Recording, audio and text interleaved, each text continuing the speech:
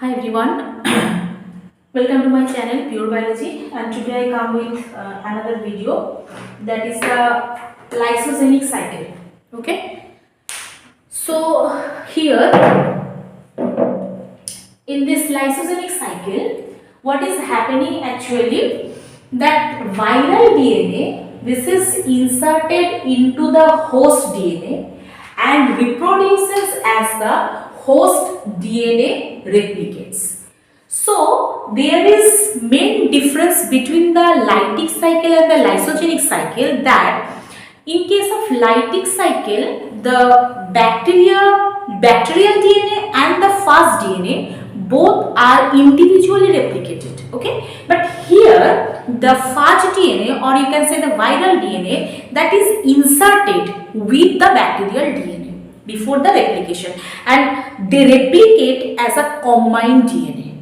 Okay, so here the lysogenic virus, this is called the temperate phage virus. Okay, this is called the temperate phage virus, and they can remain in the state for numerous replications of the host cell. That means the first viral DNA that included with the host DNA, or you can say the bacterial DNA, remain within the host body, and during the replications of the host DNA, the replications of the viral DNA also included within the bacterial DNA. That means here the DNA that is replicated as combination of the bacterial DNA and the viral DNA.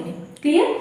And in that situation, that viral DNA remain within the host cell generation after generation, or you can say not generation after generation, you can say that replications with numerous replications, or the numerous replicating cycles. Okay, numerous replicating cycles, and they remain how much time, or how much the range of their remaining state, that is until it excises itself from the host DNA and undergoes lytic life cycle.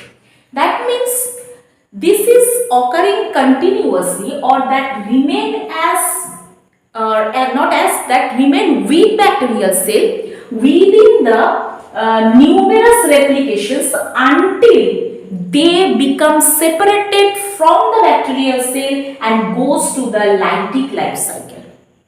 Clear?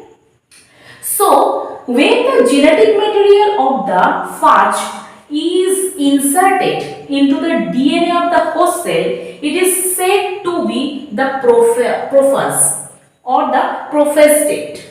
Clear? When the first DNA or viral DNA that enter within the bacterial cell, this is called the prophase state, and a cell that contain the prophase called the lysogene, and the cell lysogenized, that occasionally extra genes carried by the phage that get expressed in the cell. That means what is saying, that the term is what, the viral DNA when enter within the bacterial cell, this condition is the prophase state, and the bacterial cell that containing with the viral DNA, they remain in the situation that is called the lysogenized situation. Clear? And the cell which is containing the prophase is called the lysogene. That means in that situation the bacterial cell is called the lysogene, and as there the viral DNA is already present or included with the bacterial DNA, so that's why the cell is called the lysogenized. Clear? And these genes can change the properties of the bacterial cell, as only bacterial cell that contain their DNA, so their property is another. But when the bacterial cell their DNA containing with the viral DNA, so in that situation sometimes the properties of the bacterial cells may be changed. The physical state of the process is not identical for all temperate viruses. That means there are many viruses, so the situations I explained here not same in all the viruses.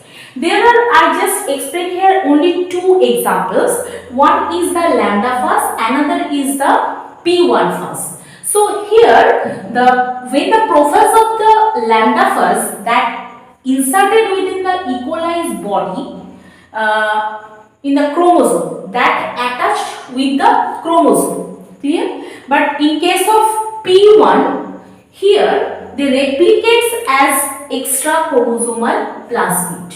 Okay, so these are two different phage virus or two different viruses. Here in the first case they just included within the bacterial chromosome, but here in case of P1 extra chromosomal plasmid is formed here or replicates as extra chromosomal plasmid. Clear? Next, the integration of the circular phage genome that involves the presence of the attachment sites in the genome of both bacteriophage and the bacteria. Here the attachment site is very important. That means where the bacteriophage is attached with the bacterial cell, this site is very important in both the cases. That means in case of bacterial cell and also in bacteriophage. Why? Because the bacterial attachment site, it consists of three domains. What are that? B domain, O domain and B dash domain. And it is known as the attachment B site or ATT B site. And the bacteriophage that contains three domains. One is the P domain, O domain and P dash domain. And this site is called the attachment P site or ATT P site.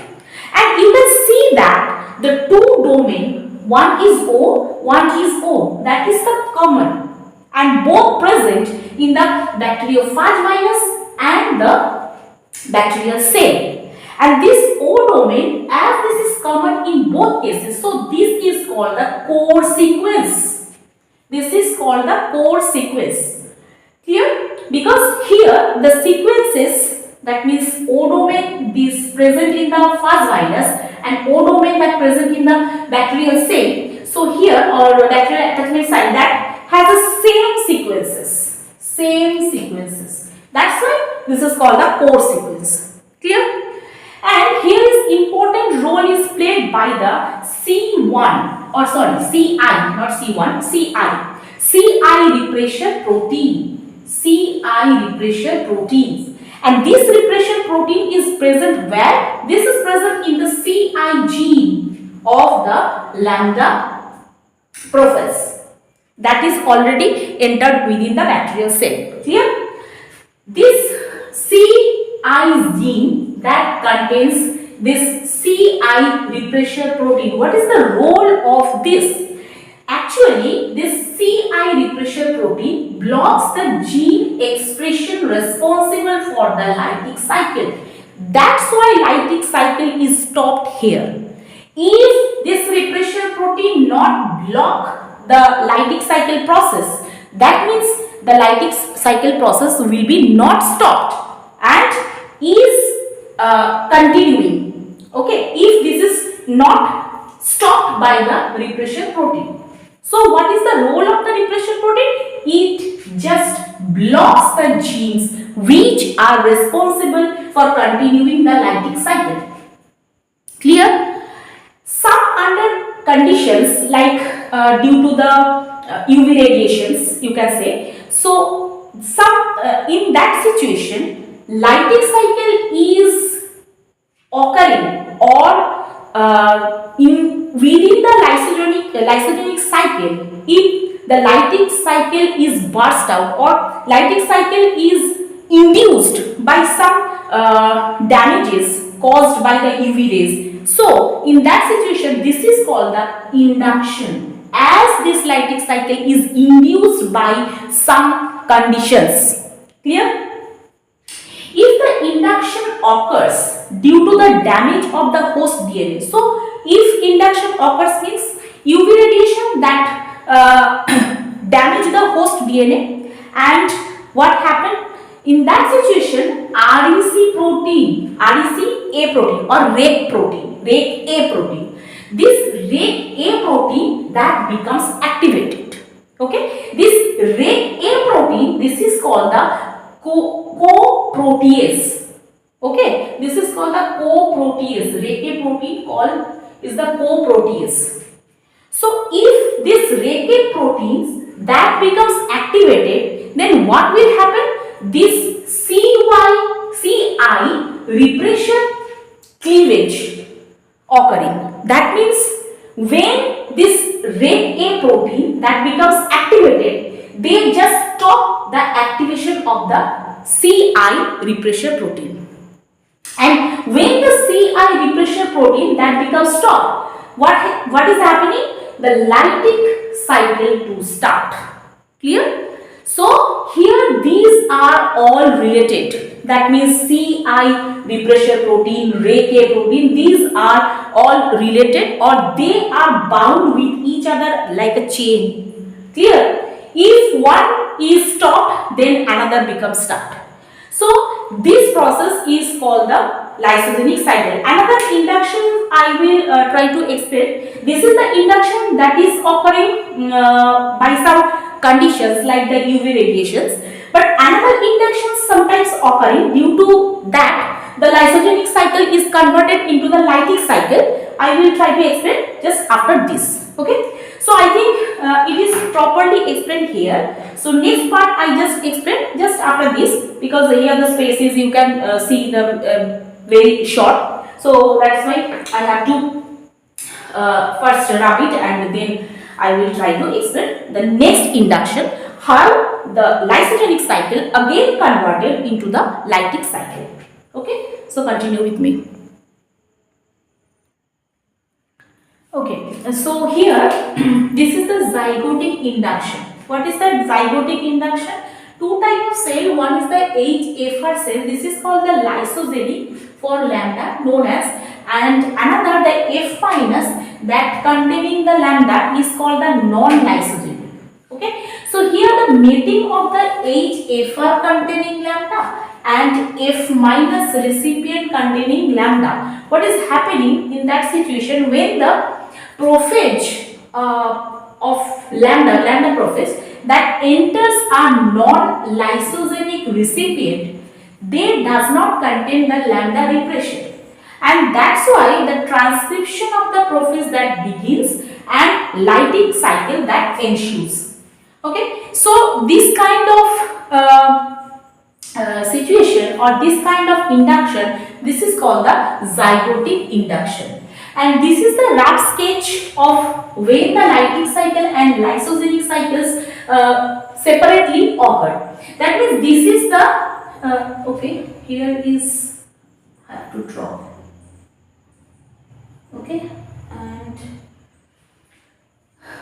this is the first DNA. So when the first DNA that enters within the E. coli, either it comes towards the lytic cycle or it towards the lysogenic cycle. When it goes to the lytic cycle, in that situation, the replication of the DNA is occurring individually, and the lysis of the E. coli bacteria and the Phage virus that comes out from the bacterial cell. But when the recombination of the Phage DNA and the E. coli DNA is occurring, that means it continues towards the lysogenic cycle. And in that situation, E. coli, the lysis of the E. coli cell is not possible. And anyhow, the lysogenic cycle is stopped by any induction or like UV rays. Example is that UV rays. So in that situation, these convert into again towards the lytic cycle. And until it is converted to the lytic cycle, if the lysogenic cycle is continuing, that means in that situation, the viral DNA that entered within the bacterial DNA and remain as combined state. Okay, and this is possible by the process of recombination. So this is the lytic cycle, and the lytic cycle I already have explained in my previous video, so you just check out that one. And this is the lysogenic cycle. So bacterial 2 cycles, reproductive cycles, I have explained in my videos. So I will try to explain another type reproductive cycle like that, transduction conjugations, in my next videos. So you just continue with my channel. Thank you.